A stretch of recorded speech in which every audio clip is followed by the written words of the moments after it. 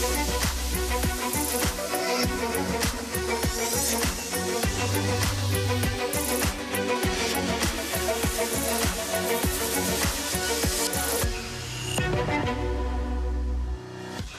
morning. It is Thursday, the 22nd of January. I'm Maeve McMahon, and this is Europe Today, your daily dose of European news and analysis, live here on Euronews. Coming up today, deals in Davos. The US President Donald Trump will no longer proceed with a plan to impose tariffs on 8 European countries. The decision comes after a rollercoaster day in Davos and talks with the NATO Secretary General Mark Rutte. Europeans are relieved for now, but also aware that underlying issues remain. Euronews' EU editor Maria Tadeo was in the packed room listening to President Donald Trump deliver that speech yesterday at the World Economic Forum and joins us now from the Swiss village. Good morning, Maria. So, tariffs off the table for now. Why, and can we trust this deal?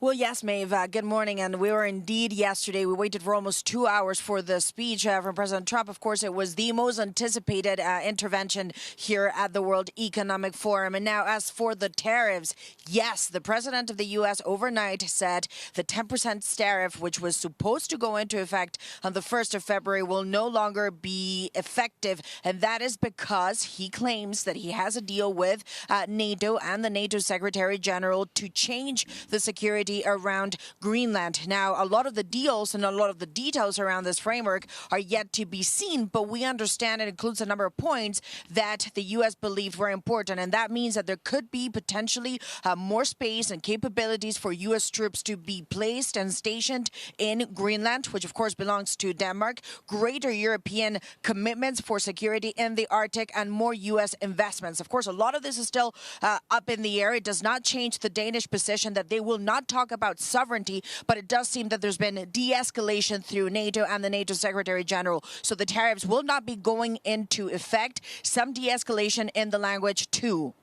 So, OK, the speech not as aggressive, Maria, as anticipated, but the US president still sounds very determined to get Greenland. We can just take a listen now to an excerpt from Donald Trump's 72-minute speech. We never asked for anything. And we never got anything. We probably won't get anything unless I decide to use excessive strength and force where we would be, frankly, unstoppable. But I won't do that. Okay? Now everyone's saying, oh, good. That's probably the biggest statement I made because people thought I would use force. I don't have to use force. I don't want to use force. I won't use force. All the United States is asking for is a place called Greenland. Donald Trump there. So, Maria, relief, of course, that President Donald Trump will not use force. What have the reactions been?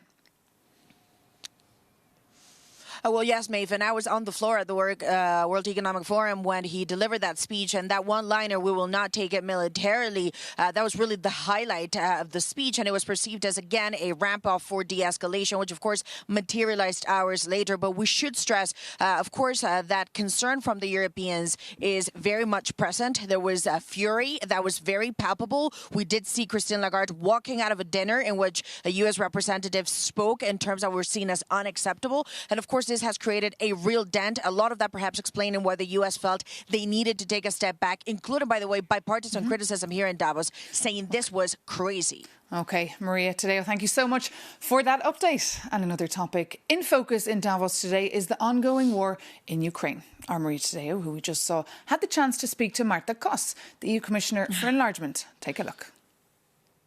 Commissioner, thank you so much for joining us on Euronews. You will be meeting with the Ukrainian president, but also a number of instrumental partners, including, if I'm not mistaken, BlackRock, too, for the reconstruction of this country. What do you hope to get out of the meetings? We hope that we could gather first the agreement on the importance of the enlargement process and economic development for the prosperity and also security of Ukraine.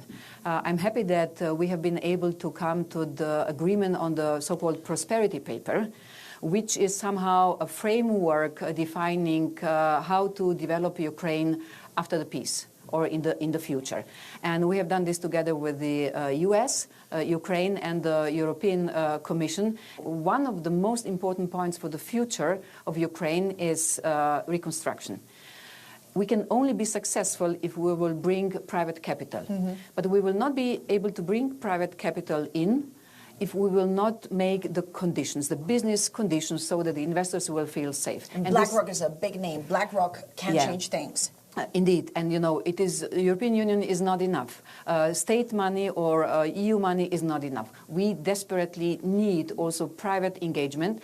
And out of the talks I have had until now in Davos, I can see the interest is very big. But of course, everybody would like to end the war as soon as possible. And of course, there was a lot of speculation in the days prior as to whether or not President Zelensky would be here. It looks like he is going to be. He also did say, I'm going to Davos for something specific.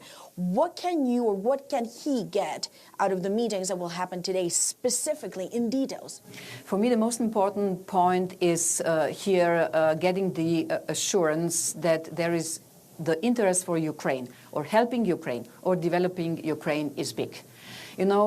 Sometimes we think just in the political terms, but we should go into the economic terms. And the economic terms means that we need investments for the prosperity and for the security. As you know, there's been a lot of speculation, also rumors in the press that the European Union will be prepared now to offer Ukraine what is called a sort of membership light, and also do it fast. Some say even by 2030. Are you working? Is this something now that you're open to saying, yes, we need to put a date on when Ukraine joins? We know that this date, January the 1st, 2027, is apparently still in the 20 points of the peace plan. I don't know what will be the end version of this document, but we have to be ready. And, I'm always saying in these challenging times, we have to think out of the box in the times when there is no box. Even in a year, in 2027, it's right around the corner. Some would say that would destroy enlargement if that happens. With the present methodology, this is not possible. And of course, we have to get a green light for our member states. We have to discuss a lot what needs to be done in future. But, it is generally, when we speak about the enlargement, it is not just about bringing the countries into the EU. It is making us stronger. In the past, we have been able to answer to big challenges like the end of the dictatorship in Spain, Portugal, Greece, and then we took those countries in. The end of the Berlin War or Cold War, we have been for the first time able to bring the communist countries in. So now it is again a big challenge. It has proved the history that we are able to deliver. I'm optimistic that we will deliver. Commissioner Marta Kos, thank you very much for joining us. A pleasure. Martha Kos there with our EU News editor, Maria Tadeo. Well, the US President Donald Trump hogged all the headlines at this year's World Economic Forum, even before his arrival. The red carpet was also rolled out for him all across the snow. Our Jakob Yanis takes a look at whether this year's World Economic Forum was a one-man show. This year, the world's biggest conference was adapted to fit one man, and he kept the world waiting. An electrical fault forced Presidential Air Force One to make a U-turn mid-flight. But once he finally landed, his gravity did not just change the mood, it changed the schedule. Hundreds of CEOs and leaders reshuffled their agendas, prioritizing access over the official program. And Trump is now accompanied by a record-breaking delegation. 5 cabinet secretaries, senior advisors and support staff, constituting the largest American contingent in the event's history. And the security matches. 5,000 Swiss soldiers are deployed to Davos for this week. Mobile phone signals flicker wherever he goes. But this comes at a cost. Ukraine was supposed to be the event's headline. But a massive $800 billion prosperity plan between Ukraine, Europe and the US is delayed for now. President Zelensky found his message competing for airtime with a territorial dispute over Greenland. In previous years, Davos was more of a platform for two-way dialogue. But this year, it felt more like a listening exercise to Donald Trump's rambling speech. So as the private jets leave the Swiss Alps, the EU goes home with a new reality. And yes, we hear your comments on social media saying that we talk too much about him. It is true. But it is now or never for the EU to figure out how not to be eclipsed in Donald's world.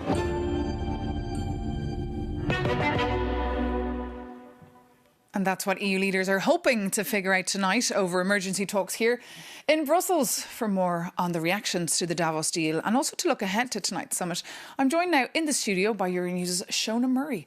Shona, bring us up to speed here. Well, Maeve, I'd say for the first time in days, EU leaders had a good night's sleep, as did the people of Greenland, for at least one night after this announcement from Trump last night. Now, we did report on Tuesday that there was potentially an off-ramp in Davos, and that seems to have materialised. We don't know the full details of this framework agreed with Trump, NATO, Denmark, Greenland, but it appears to protect the territorial integrity of Greenland, of Denmark as well. But at the same time, EU leaders are still meeting for that emergency summit. That's still going ahead because there are other things to talk about: transatlantic relationships, the Mercosur deal, which we know the Parliament has sent to the European Court of Justice, and this controversial Gaza peace board. So they will meet this evening and discuss the last few days, which have been pretty, hot-headed. But I think everyone will agree that they can breathe a bit of a sigh of relief momentarily. Indeed, but lots to chew over right now for the European Union. Of course, that EU-Mercosur deal will be on the table tonight too, after that European Parliament vote just yesterday. Well, we had also, for another view, the chance to sit down with Jean-Claude Juncker, that is the former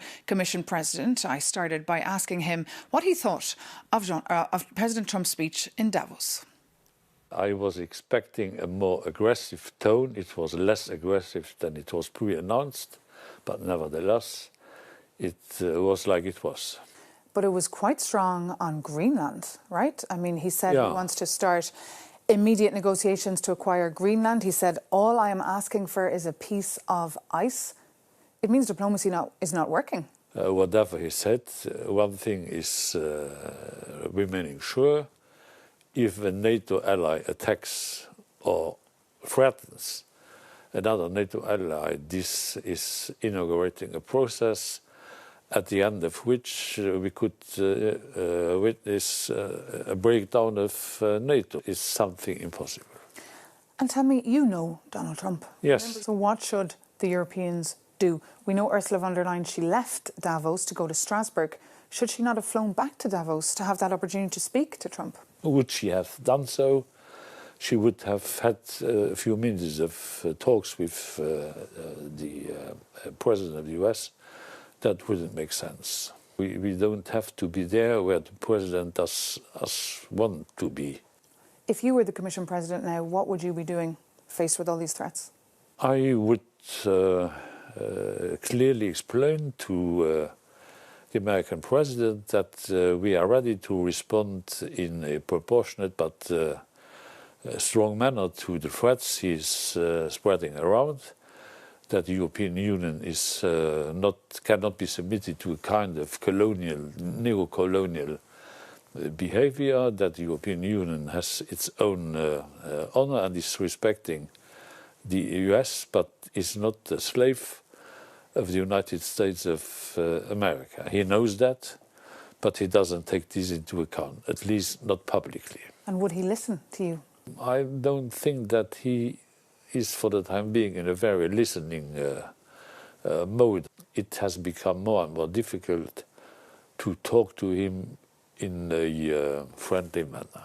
And tonight, of course, Thursday, EU leaders are meeting for an emergency summit in Brussels. Yeah. How should they react? With diplomacy and dialogue with Donald Trump, or with more punitive measures? Diplomacy is always the best way to deal with problems of this kind, but the European Union has to make clear to him, the President and others in the world, that we are ready to defend the European interest. OK. Jean-Claude Juncker, former Commission President, thank you so much for joining us. Thank you. It was my pleasure.